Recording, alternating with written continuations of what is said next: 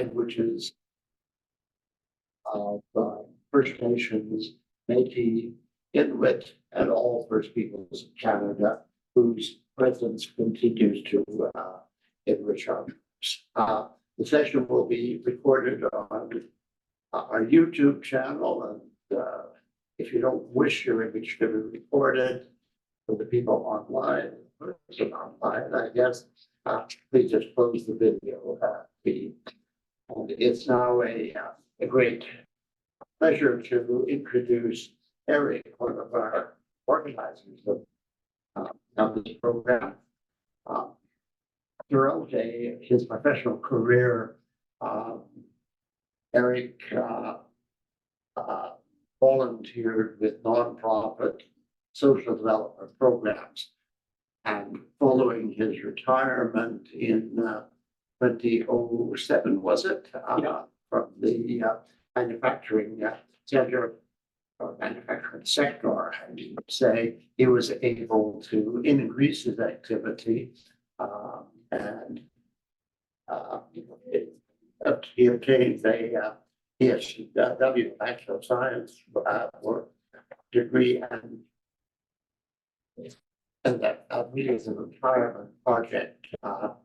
He therefore is able to combine social work skills with his previous management, governance, and volunteer activities as a way of being engaged in the community.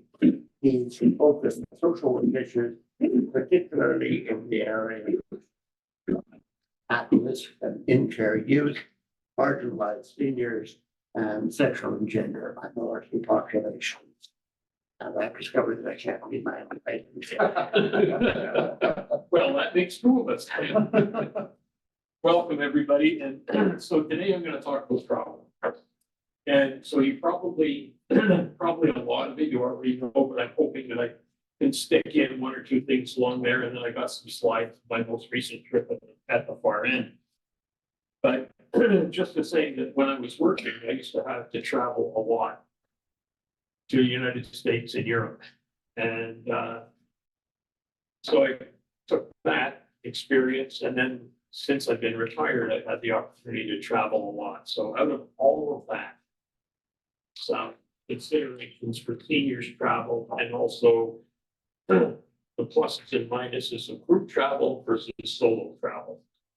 Okay, so excuse me, if my voice would stop doing that, that would be nice, but I think we're going to be on with that for the duration.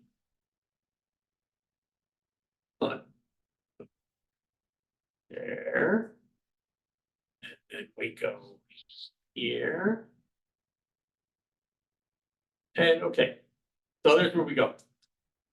So you do your research, like where do you want to go and why? Like what do you want to do while you're there? So you know, doing a lot of research is good, whether you're going on a package tour or a solo. It's really good to do some reading. YouTube videos, there's plenty of YouTube videos. If you just type in Madrid, you know, you get a list of, you know, the 10 top tourist attractions in Madrid or other things to do. Government of Canada websites, I'm going to talk about those in a minute. Travel clinic. It's really important. There are travel clinics at like London Drug, Sharpers. It used to be Alberta Health, but no more, unfortunately. But London Drug, Shoppers Drug, pretty sure Safeway, any drugstore, if you call and say you have a travel clinic, they'll direct you to one. And you just go, you tell them where you're going and what you're going to do. So in this most recent one, I said, well, I'm going to Vietnam, Cambodia, and Thailand, and yes, we're going to be going into the jungle a certain amount. So they said, well, we better fix you up with some malaria. And when was the last time you had a tetanus shot? And when, you know, all of that type of stuff went through. Very, very good. And so are you going on a solo? Are you going part of a package tour? Or going on a cruise? I'm going to talk about those. And are you going single, companion, or some cruises particularly, they say, if you go as a single, we'll match you with somebody else. In this, put you, so it's called a shared single, so you don't have to pay the single supplement, which is usually twice the price.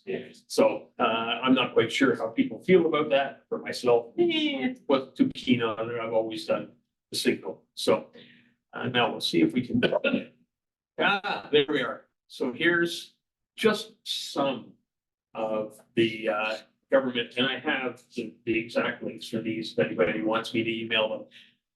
But particularly around 2S LGBTQ travel. And that's becoming increasingly important nowadays. When my partner was alive and we traveled, we never even really worried about it. But again, if we're 2SL, why would we want to go to a country that doesn't want us to exist? But if you are, I mean, when we were traveling, we never worried about sharing the same bed, that sort of thing. If I was traveling now with a partner, I would be a little bit more concerned about my, the appearance that I'm putting forward. So that's one of the considerations, but each one of these have got extensive links. And also travel advisories, like don't go to Burkina Faso or, other places that they warn you about. So just there, the government of Canada has got a great, this travel health kit checklist has got all sorts of stuff in it. Each one of these is a really extensive resource. And so, passport, everybody knows that you need 6 months remaining on your passport. That was the cause of me having to run to Canada Place. An instant renewal so many years ago, because I just realized I didn't have 6 months left on my passport.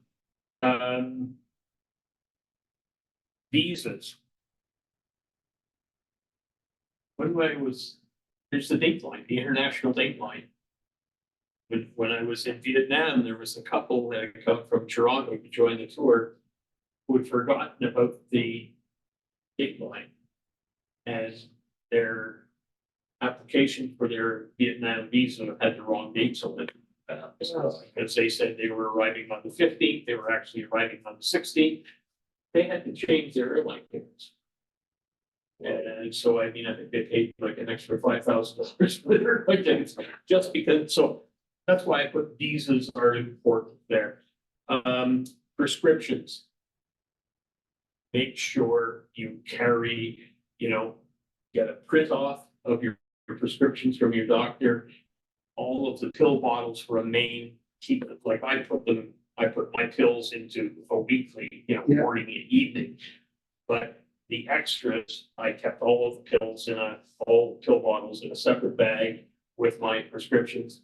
Nobody has ever checked for me. We were in northern Thailand, and one couple's luggage got searched. I have no idea what tripped them off. They were an Australian couple, a lovely couple. And they wanted to see the prescriptions. They took out each pill bottle and took out the list.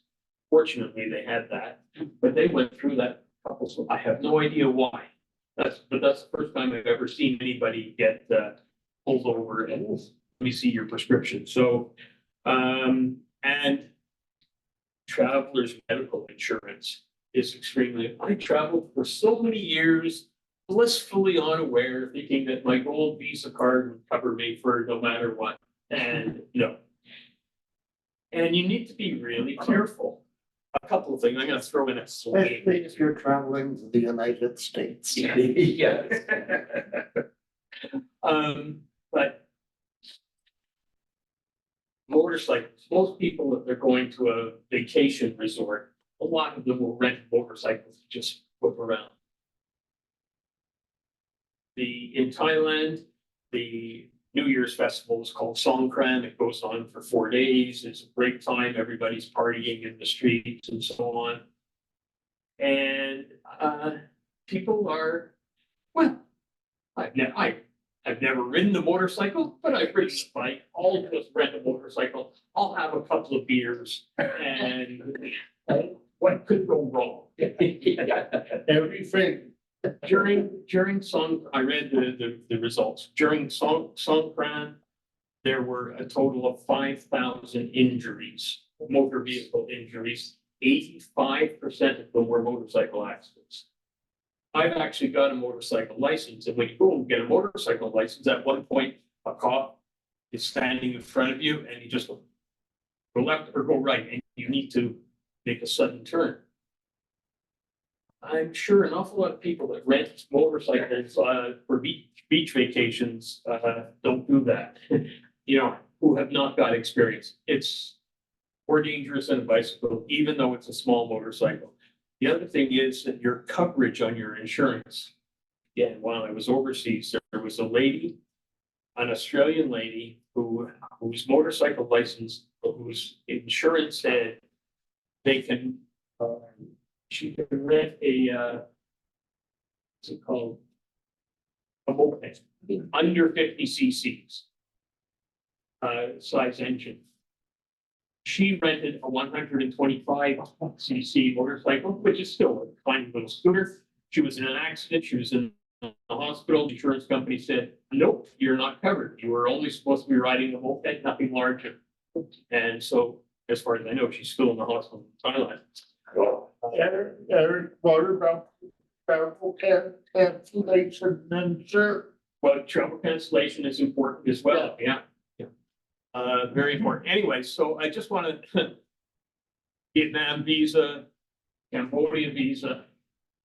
If you're going on a package tour, they're going to tell you that visas are your requirement because they have people from all over the world going on these. I know that as a Canadian citizen going to Thailand, I get an automatic 30-day visa when I arrive. But if you're from Argentina, no, you need to apply for a visa in advance. So no matter where you're going, that's part of your research. Look at what your visa requirements are. And please don't wait for the last minute. That's what happened to that couple from Toronto. They applied for their Vietnam visa. They realized they had the wrong date, but it was Lunar New Year and the embassy was closed for a week. So they had to spend a couple of $1,000 and revise their airline tickets. An amazing experience. We will get to pictures at some point in the near future. Packing. Okay, this is personal preference, and all of this is personal preference, honest. I use a 24-inch suitcase, which needs to be checked. Because, you know, a 20-inch suitcase, you can put up above. But right now, everybody, you know, because you have to pay extra for your bag. You get on the plane and you're watching people play Tetris, try to fit 5 different, you know. For me, I just say, no, you know what? I would prefer to check my bag and to bring. Now, that's the other thing, is to think about what goes in your suitcase and what goes on the plane with you. Your prescription medication, your passport, your money, everything else. That should stay with you in a backpack on the plane, even, you know, if you're checking your luggage. Over on the right-hand side, we have packing tubes, which are a magnificent. Oh yeah, sorry, what I said. So you see on my suitcase, the left-hand side is zippered and the right-hand side is sort of open. I put the packing tubes, socks, underwear, t-shirts, that sort of stuff over there. So I just need to open the right-hand side when I get into and you can also see over there that they've got a laundry bag. And the other advantage of using a larger suitcase is that when you are, everything fits neatly when you're rolling everything and putting it into the, you know, with this dirty laundry that doesn't fit quite well. So if you have a little bit of an oversized suitcase, it makes that packing easier. And the newer tubes, you'll see at the bottom picture there, there's the orange, which is the actual closure, but the gray zipper just above it is actually a compression zipper. So you know, you can compress what's in your packing tubes. It makes it a little bit tighter. I always roll my t-shirts and socks and underwear anyway, so the compression doesn't seem to make too much of a difference. Oh God, I feel like I'm talking forever here. if you're going to a place where you need to pack a shirt and pant, like a dress shirt and pants, it's a packing system. You can see over on the left-hand side, it tells you how to fold a shirt to put it in the container. I know it. And it's the same with slacks or a suit jacket or whatever. And then again with the, you can compress. Again, everything is about compressing to make maximum use. Just because I'm a special person, I always feel that like cotton was the best, because cotton breathes. So in the old, all cotton shirts, all cotton pants, underwear, socks, everything. But what I found is that the new modern materials. But they never tried. Yeah, exactly. Exactly. Try to wash your a t-shirt in the hotel. Lucky if it dries over. The modern miracle fabrics. So I've got a set of clothes that I use just for travel. Anyways, that's Which is not caught. as long as they're not caught. Okay. Rayon or whatever. Okay, so all sorts of stuff.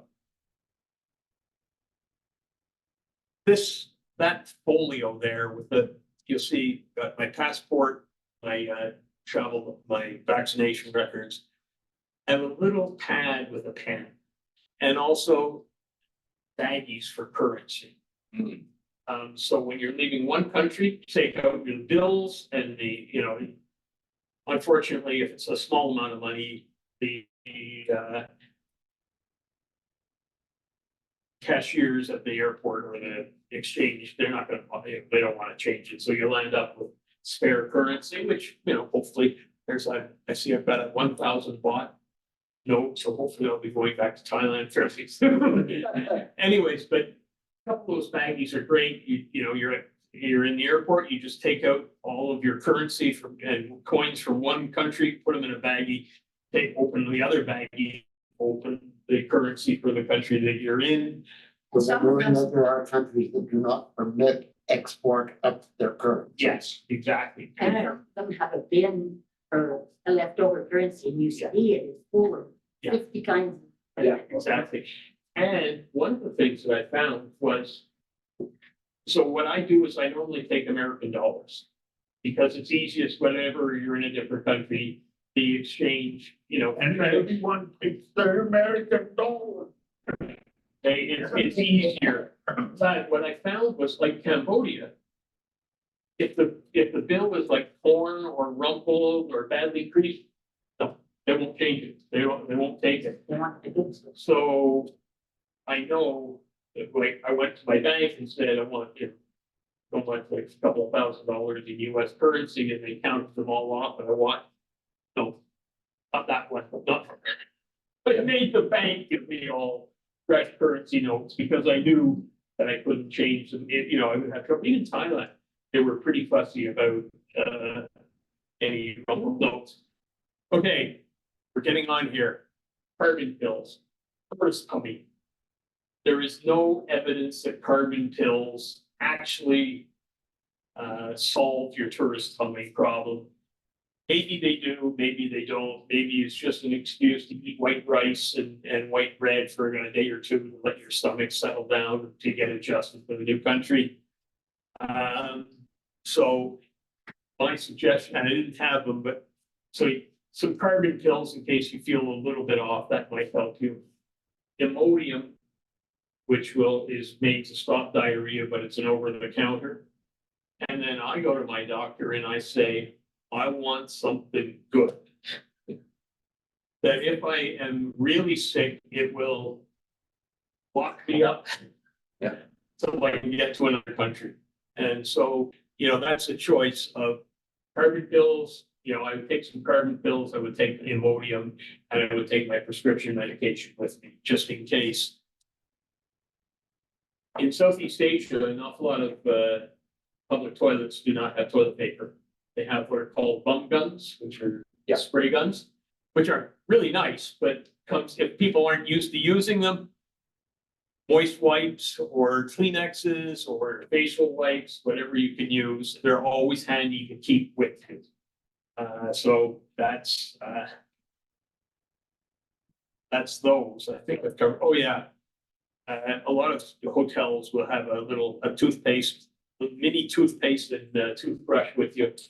And if there's 2 or 3 in the hotel bathroom, I always grab a couple because you never know if you have something really stinky at lunch or that sort of thing. Yeah, you know, you can go brush your teeth and. And if you don't use them, you can donate them to the food bank when you get home. Oh, good idea. Didn't know that. Okay, so let's talk about, we're almost getting to pictures. VPN, virtual private networks. A couple of things. One is that I had to pay because I was gone for 6 or 7 weeks, I had to pay my credit card while it was gone. Using a VPN network means that I can log onto my bank securely from Vietnam and not worry about it. The other thing is that airlines, if they think you're checking on airfares from Vietnam, it might quote you a different rate than if it thinks you're checking for airfares from Canada. It's very, very interesting to see the differential in airfares and Priceline and Booking.com and places like that. Maps. Well, I'll switch down to come on, you can move it, you can move it, maybe not. There we are. So you can get what's called a SIM card, you know, in your phone. When you go to Vietnam, you can buy a SIM card for phone calls and data in Vietnam. And also, if you want to use Google Maps. However, there's another application called maps.me. And what you have to do is download the maps in advance. And then you can use them without using data on your phone, because all it's doing is using the GPS to the map that already exists on your phone. You log into maps.me, it'll first nag you to buy a real version, a purchase version of maps.me, but if you have the free version, you can download up to 10 maps. And as you finish using the map for Northern Thailand, just delete it and download the map for Central Thailand, that sort of thing. So that's the first one. So staying in touch, you can buy a SIM card. I was going to buy a SIM card because we were traveling in Vietnam and Cambodia, and then Thailand. I was going to be in Thailand for about a month. So I thought when I get to Thailand, I'll buy a SIM card for my phone. And I realized, wait a minute. The convenient time for me to make a call in Thailand is in the middle of the night back home or the other way around. Never seemed to be a convenient time. And there's Wi-Fi, certainly in Asia, there's Wi-Fi everywhere. So I would check my emails, and there's a wonderful app called WhatsApp. Oh, yeah. Which I used when I did have to make a couple of phone calls. I used a WhatsApp.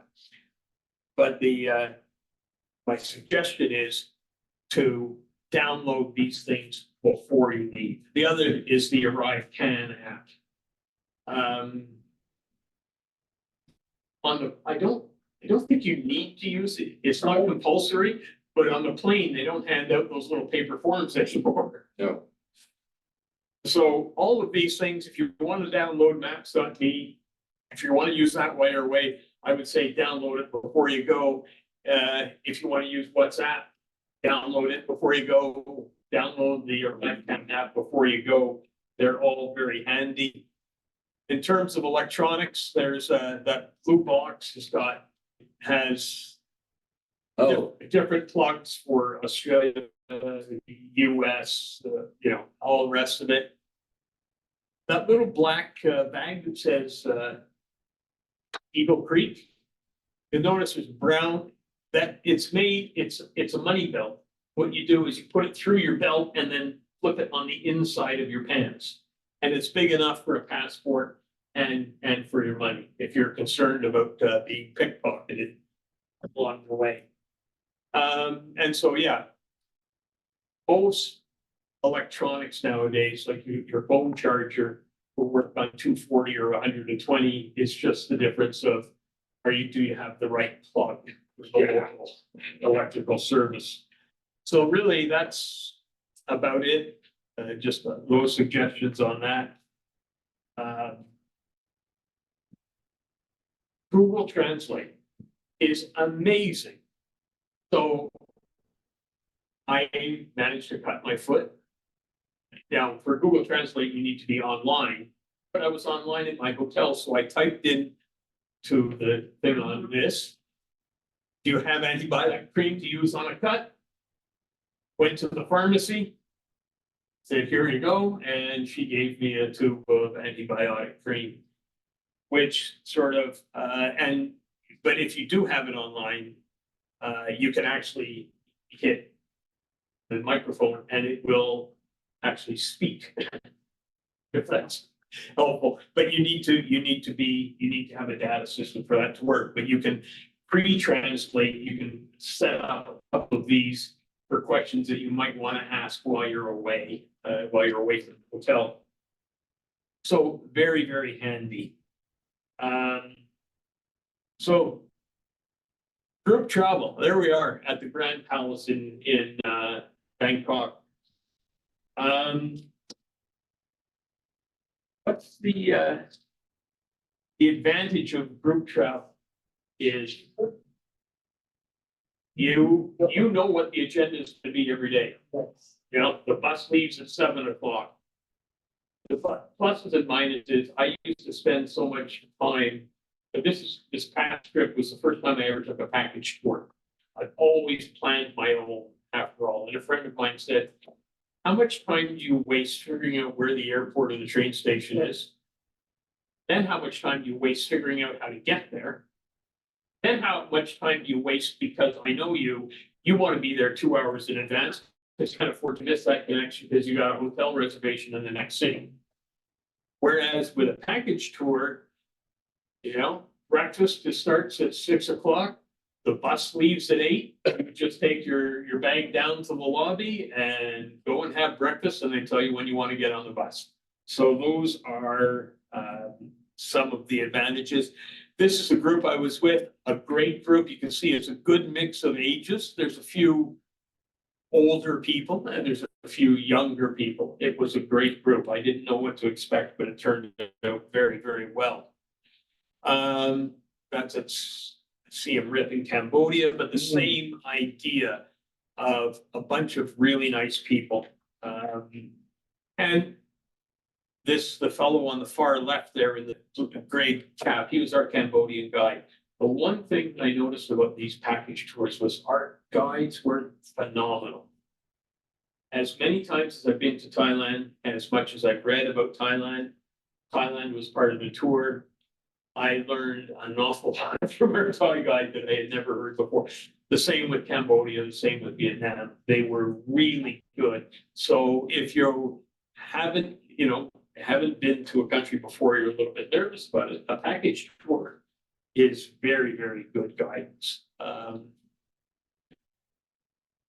Some of the others, they arranged for us to go to an eco-elephant tour where no elephant rides, which is good because elephants don't really like people riding on them. But we got to bathe the elephants in mud and then wash them off with water. And you can see we got bathed as well.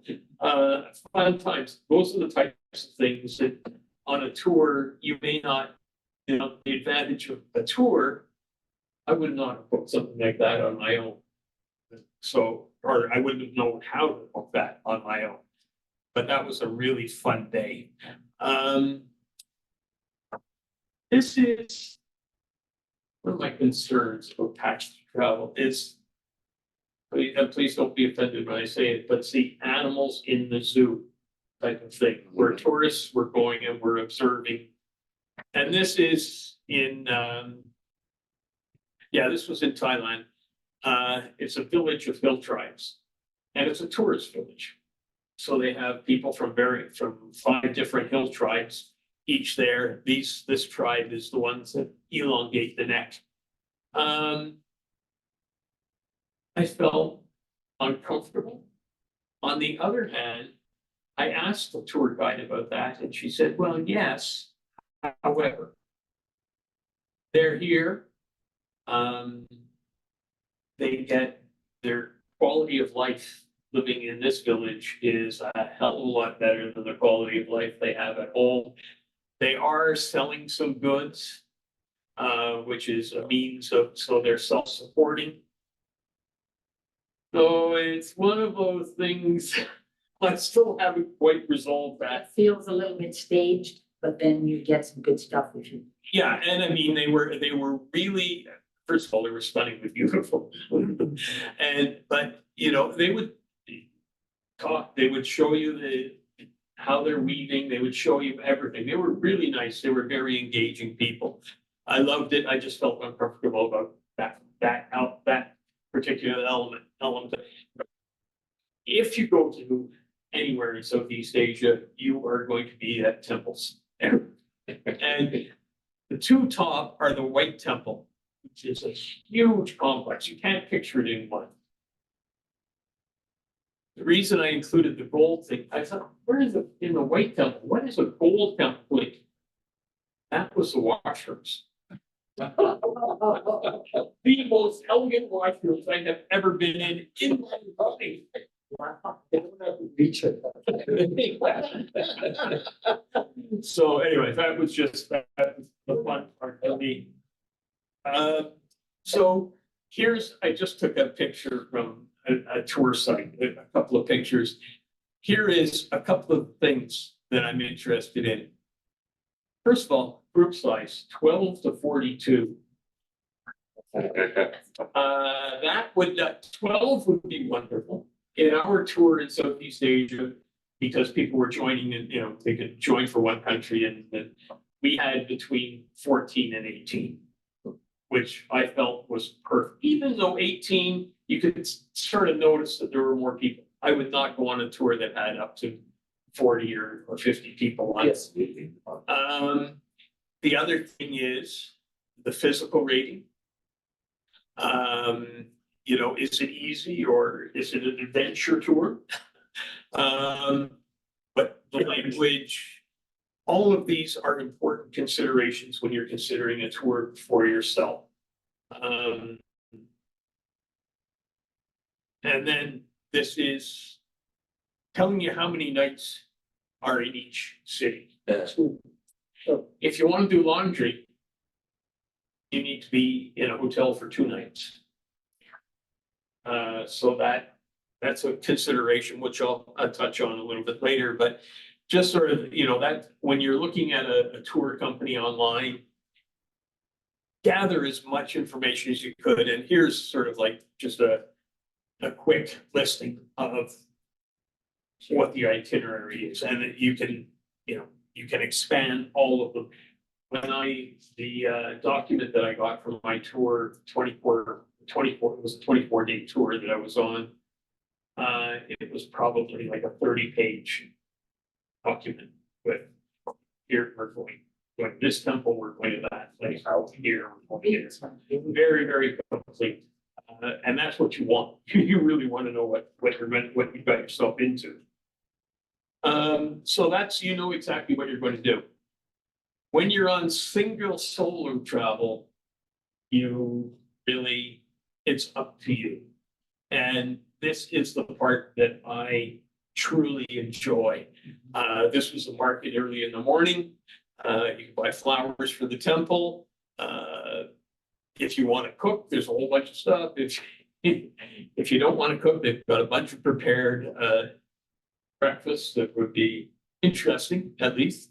And then down the right-hand side, that little boy on the back of the motorcycle is just buying his breakfast before going to school. So interesting things that you see when you're traveling on your own and you've got your ability to spend as much time as you want. But what I find is that if I'm traveling on my own, I want to make a daily agenda. I want to know in advance, I'm planning on doing this, this, and this. Otherwise, maybe you just land up reading a book for the day, which is not bad. I mean, for me, as a solo traveler, what I really enjoy is seeing, what I call the checklist, the temple, and this, and this, and this. But I also like, oh, that looks like a really nice cafe. I think I'm just gonna sit there for a few hours and read and watch the world go by. That's the advantage of being able to explore and do these things that you want. I hope you can see exactly how far down that is. And how steep that is, and how gingerly Eric is approaching those steps. Yeah, if you're gonna be going to Asia, if you're gonna be traveling, you're going to be visiting temples, and an awful lot of them around mountains, and a lot of them, the stairs can be more than a little dicey. And so a couple of things. One is, these are other people that were on our tour. And first of all, being old, I have a tendency never to ask for help. But the first time I was struck, because I get vertigo and I've also got bifocal, so going down some of these stairs. And someone said, can I offer you an elbow, Eric? And I said, yes. And as soon as then I was good. I could just ask anybody for a little bit of help going down some of those stairs. There's a very nervous expression on that smile there. So if you're traveling alone, you don't have helpers, you need to be more careful of yourself. If you've got people around, if you fall, they're gonna call the ambulance, but maybe not. So if you're diabetic, you need to wear a make sure that you're wearing a medic alert bracelet.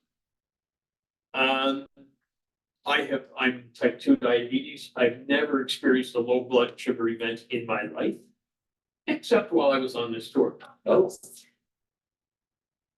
40 degrees, 100% humidity, climbing up those stairs, all the rest of it, suddenly I had a low blood sugar event, and it was a scary event. So, you just need to be aware of these things. Always, if you do have diabetes, always carry some emergency sugar. Rabies, monkeys in Thailand are everywhere, and an awful lot of them have rabies. And so when you go for travel, you can get a pre-travel rabies shot, so that if you do get bit, there's a minimal invasive, but yeah, okay, anyways, you need to worry about that. Cuts, if you're in a hot, humid environment, that's why they're always, do you have antibiotic cream for a cut? You need to look at stuff, quickly. It's not like Canada, things. And the Band-Aid won't even stick. Yeah. So those are some single travel. And this is throughout Europe and throughout Asia. This card is actually folds over, so it's the same size as a business card. And on the back, it says, locally, take the taxi is to take me to whatever location, and there's a map on the back of it. They're aware that in many parts of the world, you shouldn't fly cabs from the streets. Yes. You really need to get them from your hotel. Right, and but to have this map and just be able to say, take me here. Feeling that just always having the card from your hotel. Is a very. And that doesn't matter whether you're in England or in Germany or Cambodia. It's important. Local transportation, tuk-tuks on the left side. Song Tao, a pickup truck with 2 benches in the back and a cover on it, and normally called a back bus, like in Chiang Mai, 30 baht, anywhere you want to go. From the top of the city to the bottom of the city, 30 baht, but you share it with some other people. And then this Song Lao is like a scooter with a little platform attached. You can see there's seats on there as well, so you get a couple of people in there. What's the bot converting? Sorry? When you say bot, what's the conversion in? $1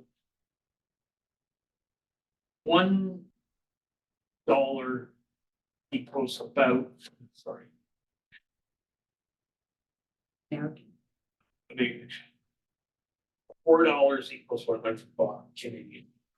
So $4 Canadian equals 100 baht. So not exactly, but it works on my brain. So if you see something is 50 baht, you know it's $2. If it is something is 25 baht, you know it's $1. That sort of, yes, the exchange rate was actually 3.726, something or other. This was simple on my brain, but always negotiate. And tuk-tuks in Bangkok will usually insist that they take you to their friends who is a tailor or a jewelry store or that. And if you protest, they get really nasty. This is where I get my gas money from or whatever. And just a long story. Tuk-tuks anywhere except Bangkok are great. Song Tao and Song Lao, you pretty much need to be able to tell the driver where you want to go. But if you can, that's great. Just again, walking around the town on your own. You get to see, this is the old Bang Sue rail station, which is about to be converted into a museum. On the left is a picture of Rama 9 and the king. On the right is Rama 10 Rama 9 and his wife. On the right is Rama 10 and his wife, and in the middle is Rama 4, who actually built the station.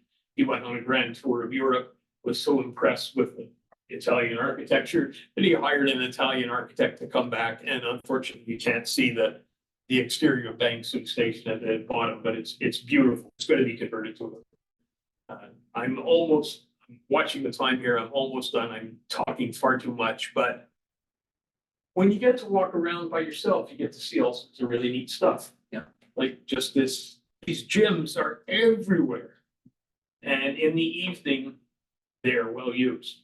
Of course, people aren't stupid like me. I'm out at noon walking around. That does. Nobody else is around at noon. And this is an area interesting. One alleyway, a set of alleyways. On the left, this alleyway seemed to specialize in differentials from trucks and buses. The next alleyway, they specialized in turbochargers, another one on engines. It's really interesting. Anyways, I was just walking through this area on my way to find this little cafe, which is almost like Siem Reap. This is, you can see on the left, the tree growing out of the building and inside. And of course, inside, they had a fortune teller, a Chinese fortune teller, who was really, really, really sweet. But this is just a coffee shop. Right on the Chao Phraya River. But how they ever get business there, I have no idea, because you were walking down all these little alleys with all sorts of parts and that sort of stuff. And then these are just general sites in Bangkok, which is funny, one of my favorite cities in the world. But very, very, this is what the hotel. When you get that card at the beginning, ask the clerk what areas in the city are not safe. Make sure that you know that. For myself, I know there's one area of Bangkok that's dangerous. I've never been there. But anywhere else, I walk down the alleys and that sort of stuff. I've never felt in danger in my life. Maybe because it's a Buddhist country, I don't know, but everybody seems to smile. And you're walking past a workshop and the gentleman who's like 90 years old and smoking a cigarette, hammering stuff, look at you and smile and show you what he's doing. Really, I can't. Very, very personal. Yeah, I can't stress it enough how lovely the people are and how much fun it is to go walking by yourself. And then, of course, you can land up your vacation at the beach, which is lovely, beautiful beaches, you know, and that's a small town that the resort was located next to. And there's some final shots. And that is sunrise over Sayutia. And that's the end of my tour. Hope I didn't bore you too much. Like I said, a lot of personal stuff there, but this is me, this is how I travel. Yeah. Everybody's different. I just wanted to, there's some common themes, I think, about that, but the research, knowing where you're going, what the dangers are, and yeah, making sure that you're prepared for it. Those are the important parts. Okay, big and I were in Chinchilla in Mexico. Yeah. And I had an allergic reaction to something in the whole pelvis of my mouth started to swell. And it was really hot. It was up at the top. It was a day you combined the tempo. And I didn't know what to do. I had no medications on me at all because I didn't plan on having an allergic reaction. So face full, it was horrible. So I didn't know what to do. And I saw this ambulance kind of sitting over in the corner of me over there and some guy smoking cigarettes sitting beside it. So ran over to him and he had a duffel bag of this big full of samples. Boxes of samples. Okay, one of those. Yeah. It's exactly what It was all in Spanish. I couldn't understand what was on the box. So then I was going through and I saw he didn't understand. So I took that and it saved me, but it was like, Yeah. you know, what do you take? You don't know what to bring with you half the time, you know? Yeah. I would have never thought of bringing that. That's why things like Google Translate, you can get other video lingua has some really useful apps where you can type in the English and it will give you the Spanish, or vice versa. You can type in the Spanish and it will give you the English. Yeah. There's This was you can learn languages on too. Yeah. Also, But that was a scary area. Larry. If you're apprehensive about sort of undifferentiated group or special interest tours, in which at least have commonality, they tend to also to be smaller in some ways. Yeah. So in the large group tours, when I take them, there's always something to persuade. They're frustrating. Yeah. He's also usually a total idiot. Yes. Yeah. You get from the line to the attractions. Sorry. You get from the line to the attractions. It depends. Not necessarily, except that, and each country we had a different guide, so. But the Thailand guide, it was great, she gave us a list of all of the temples and that sort of stuff we were going to, and it was 4,000 baht. And we paid her the first day of the tour and it was looked after. In Vietnam and Cambodia, every morning, the guide would say, I need, you know, like $1 million or whatever, for the admissions that we're doing today. So you would get there and they would go and they would get all the tickets. Yeah. And so you wouldn't necessarily be front of the line, but you wouldn't be standing in line for tickets. Michael, I think you have a comment. Yes, I wanted to ask, particularly because you were talking about current trip, where you were both with a group at part of it, and then you were on your own. Now, how would you evaluate those two now that you did both on one tour? I would do another package tour, but I think I would do a maximum of 2 weeks. And I would still take 2 weeks to myself at the end, just to relax and go back and see things that I didn't see. But the tour, it was, like I said, the tour guides were great, great hotels, everything. Just, I'm used to, It takes getting. yeah. Another sort of compromise between the two is simply to hire a tour guide. Yeah. Without the group. Yes, but it's, I've done that through Europe. Yeah. It's not anymore, but when I was Yeah. better able to walk distances, it really was a great reason. We did that with Lucius. I'd like to reinforce what Larry said about the specialized tours. Yeah. Number of years ago, I did a 3-week, God help me, tour in Mexico, Guatemala, and Belize of Aztec and Maya sites. Yeah. It which was great, but God, it was exhausting. I mean, it was just incredible. Something else is, I did this, I don't do it very often, but a few years ago, I was in Florence. And I bought an online ticket to see the David in the Academia, which was great because it was early, you know, fairly early in the morning. We're supposed to get in at such and such an hour. 2 people in the group, because it turned out to be a little group. There were only 8 or 10 people maybe, but 2 people didn't show up on time. And the person who was there, he wasn't a guy, he was a rep from the company, wouldn't let us go in until those 2 people showed up, which they never did do. So we were almost an hour late getting in. And I was just curious, like, if they're late, that's their problem. Why are you making it my problem? And my secret, like, anywhere I go, if I'm on my own, I will, the museum opens at 8:30, I'm in line at 8:30, because if you go at noon, the line is way the hell back. Yeah.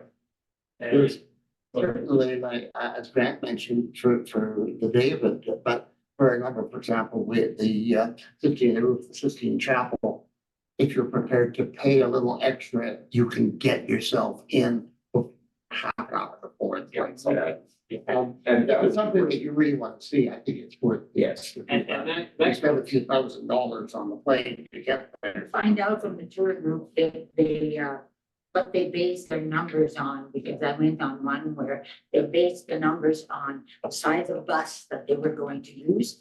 And it took 41 people and the guide.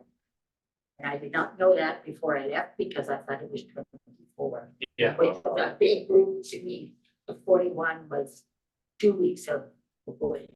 Yeah, I can imagine. That would, Always waiting. that would be a big group. Yeah. And that was, again, that was, sorry, I'll let you go, but one of the things is that when you're, like, when I'm going through a museum, there's certain things that I want to see, and then I'm done, and I'm on to my next place.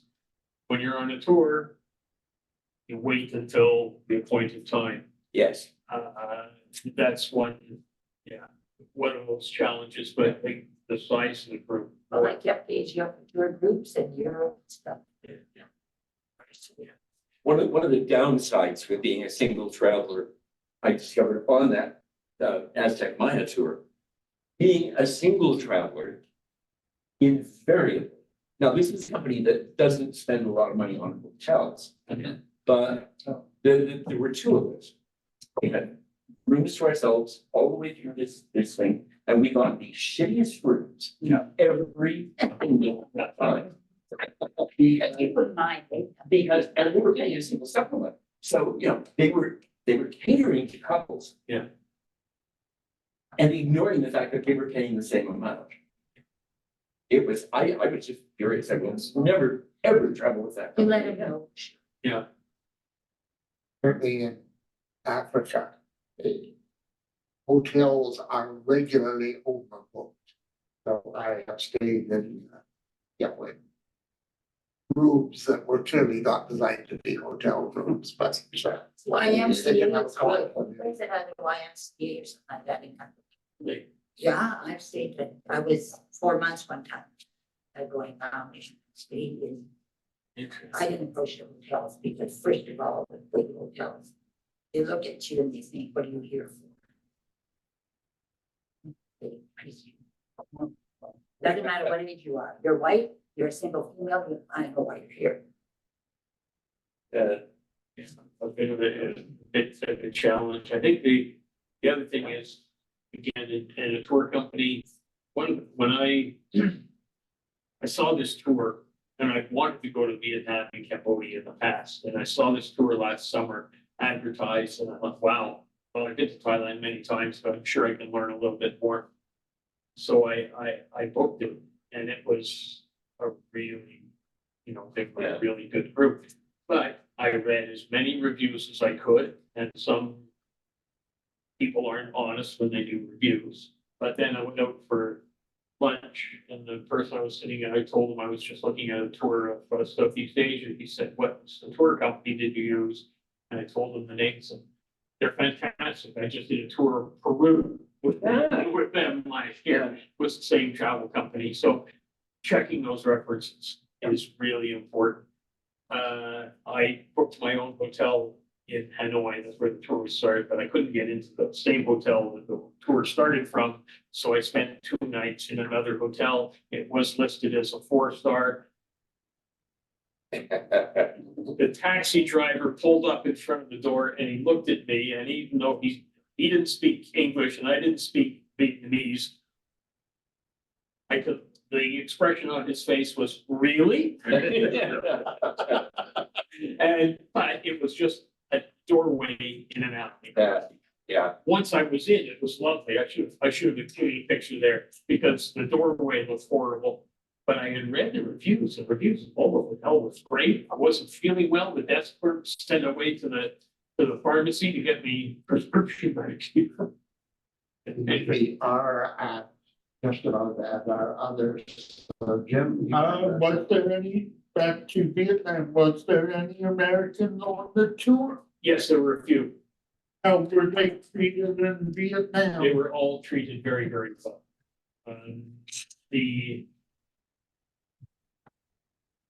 There was still some tension in Vietnam, Yeah. because of the North versus South. But overall, the people in Vietnam were lovely. Mhm. But it's the same, every country, absolutely loved it.